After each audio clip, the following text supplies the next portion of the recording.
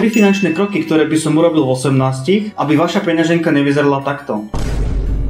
Číslo 1. Nemíňaj na hlúposti. Každé 1 euro, ktoré minieš na fast food, na alkohol alebo na hlúposti, na ktoré o mesiac zabudneš, ťa stojí oveľa viac, ako si myslíš. Keď začneš kupovať len to, čo naozaj potrebuješ, tvoja peňaženka sa prestane vyprázdňovať a naopak, začne rásť. Číslo 2. Nájdi si zdroj príjmu. Nemôžeš sa naučiť pracovať s peniazmi, ak žiadne nemáš. Nájdi si prácu na čiastočný úväzok, alebo si rozbehni nejakú bokovku.